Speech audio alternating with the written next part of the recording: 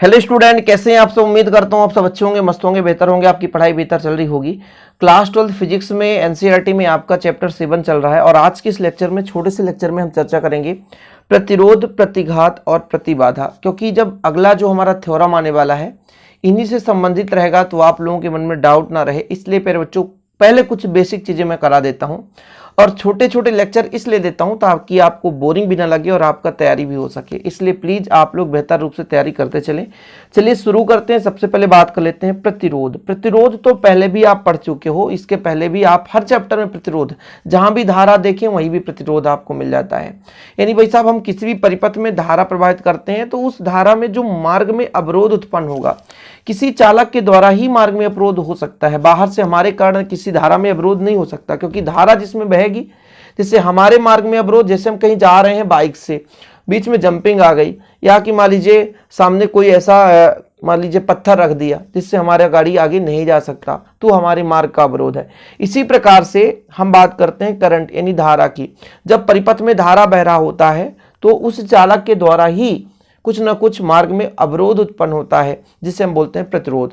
अच्छा, जो प्रतिघात और प्रतिबाधा ये भी अवरोध ही है लेकिन थोड़ा सा भिन्न है, उसके बारे में चर्चा करेंगे।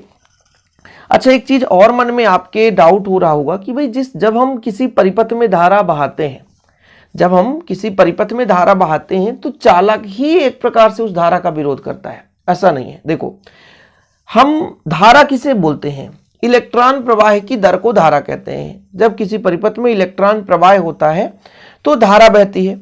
अब वही इलेक्ट्रॉन यदि कहीं पे टक्कर कर गए, कहीं पे टकरा गए, तो वो टकराने के कारण थोड़ा सा उनमें अवरोध उत्पन्न हो जाता है। जिस वेग से गति करना चाहिए उसमें, जैसे आप ही मान लीजिए कहीं पे जा रहे हैं और कहीं पे मान लीजिए कहीं पे टक्कर खा गए, तो पहले आप गिर जाएंगे, फिर उठेंगे, फिर चलेंगे। तो यही चीज तो है, जब इलेक्ट्रॉन अपने मार्ग में चल रहा होता है लेकिन उसके सामने मान लीजिए कोई अन्य इलेक्ट्रॉन आ गया, लेकिन कोई मान लीजिए कण हो गया, परमाणु हो गया, वहां से वो टकरा गया। जब टकरा गया तो कहीं ना कहीं थोड़ा सा तो अल्प समय लगेगा, जिसे बोलते हैं विश्रांति काल या श्रांति काल बोलते हैं। दो टक्करों के बीच का औसत समय श्रांति काल बोलते हैं। तो कहीं ना कहीं इलेक्ट्रॉन में वो अवरोध हुआ, जिस वेग से चलना चाहिए था उस वेग से वो चल नहीं पाता है, क्योंकि भाई साहब आपस में टक्कर होने के कारण कुछ ना कुछ वहां पे इलेक्ट्रॉन रुक जाता है। मैंने आपसे कहा कि दो वस्तुओं को आप टक्कर करा दो, गति कर रहा, थोड़ा सा वो उसका वेग कम हो जाएगा। आप ही कहीं पे जाकर गिर जाते हैं तो पहले थोड़ी सी रुकते हैं, फिर चलना शुरू करते हैं। तो जब हम किसी परिपथ में धारा प्रवाहित करते हैं, चाहे वो उद्दिष्ट धारा हो या प्रत्यावर्ती धारा हो, तो प्रत्यावर्ती धारा में चालक के द्वारा ही जो मार्ग में अवरोध डाला जाता है उसे प्रतिरोध कहते हैं। ठीक है, क्या बोलते हैं? प्रतिरोध बोलते हैं।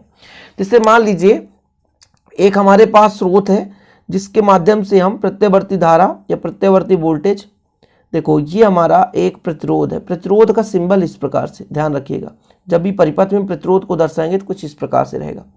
और ये हम मान लीजिए यहाँ पर, यहाँ से एक स्रोत लेकर चल रहे हैं।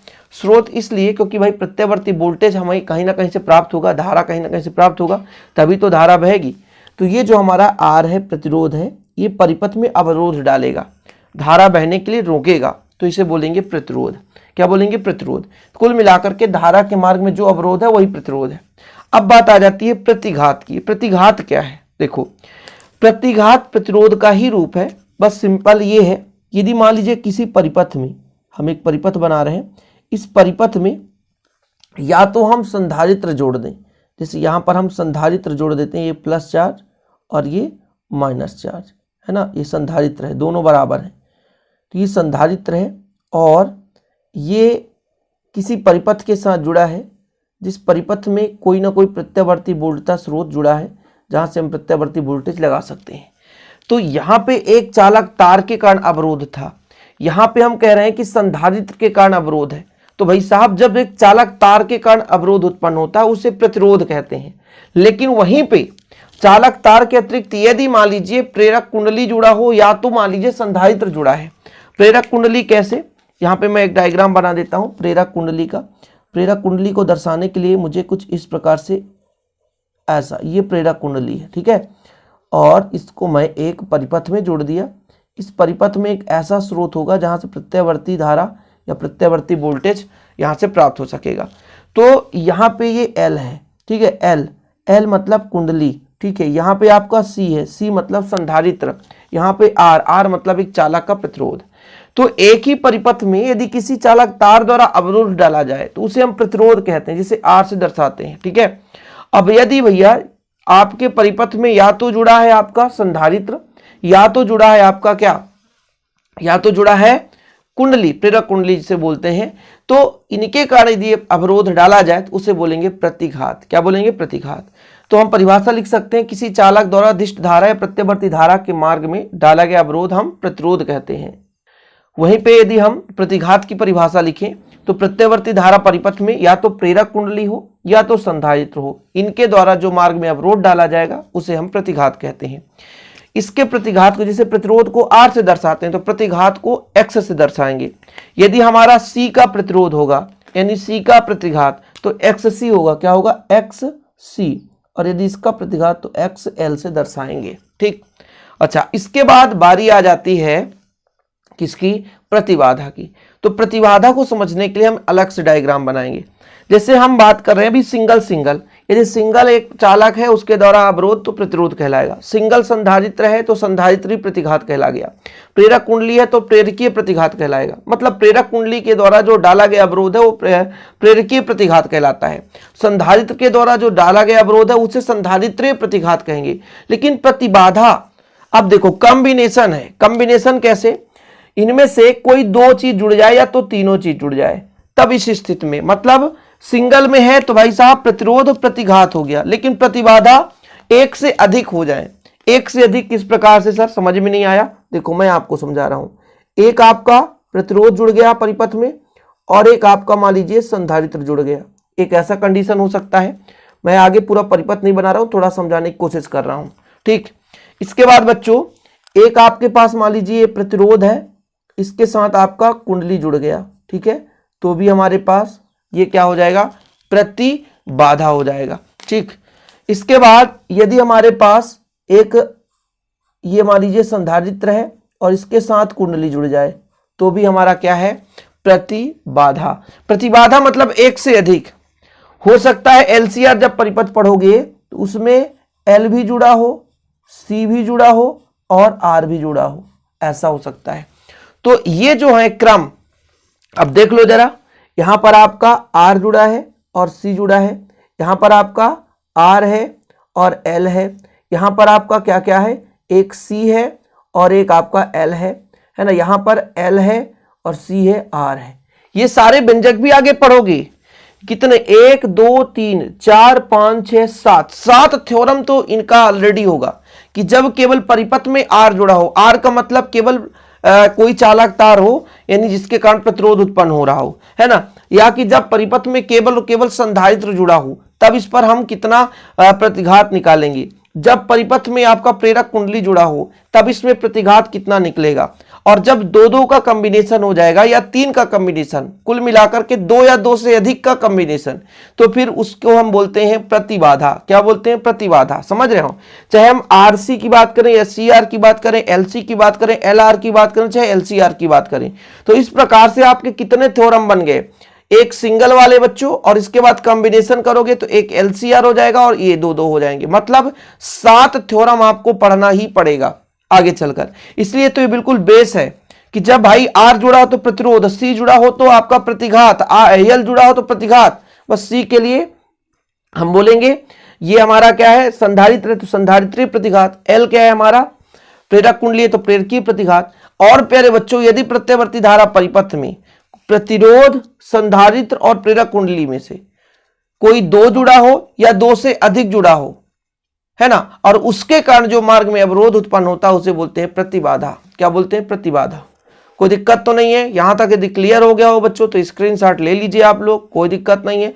और हाँ, डायग्राम बनाने की जरूरत नहीं है, परिभाषा लिखने की जरूरत है, ठीक है। प्रतिरोध को ओम से दर्शाते हैं। मैं पूरा परिभाषा लिखा दिया हूं। किसी चालक द्वारा दिष्ट धारा प्रत्यवर्ती धारा के मार्ग में डाले गए अवरोध को उस चालक का प्रतिरोध कहते हैं।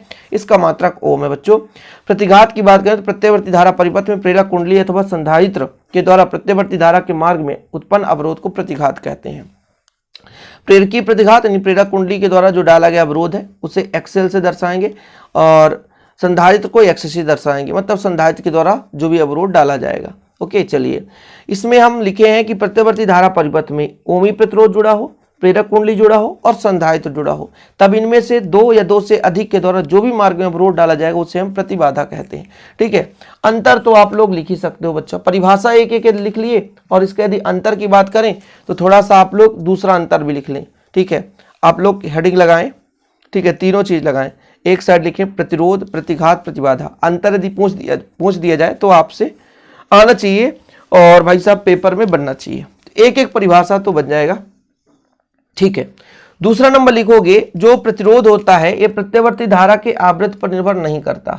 ठीक है, और जो आपका प्रतिघात होता है वो प्रत्यवर्ती धारा के परिपथ की आवृत्ति पर निर्भर करता है, प्रतिबाधा भी आवृत्ति आवृत्ति पर निर्भर करता है। ठीक है, कोई दिक्कत तो नहीं है, लिख लो भाई साहब। प्रतिरोध जो है प्रत्यवर्ती धारा के परिपथ की आवृत्ति पर निर्भर नहीं करता, आर का मान आवृत्ति पर निर्भर नहीं करता, जो भी धारा होगा उसके आवृत्ति पर निर्भर नहीं करेगा, लेकिन प्रतिघात जो है वो प्रत्यवर्ती धारा के आवृत्ति पर निर्भर करता है और आपका जो प्रतिबाधा ये भी आवृत्ति पर निर्भर करता है, लिख लो।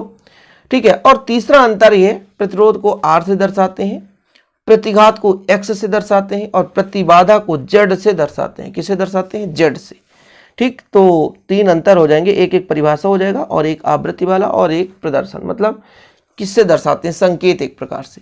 तो ये बेसिक है और इसके साथ साथ हम अगले लेक्चर में पढ़ेंगे पहला जो हमारा थ्योरम रहेगा कि प्रत्यवर्ती धारा परिपथ में विशुद्ध प्रतिरोधक हो, यानी एक चालक तार के कारण कितना अवरोध होता है, कितना प्रतिरोध होता है, उस पर चर्चा करेंगे।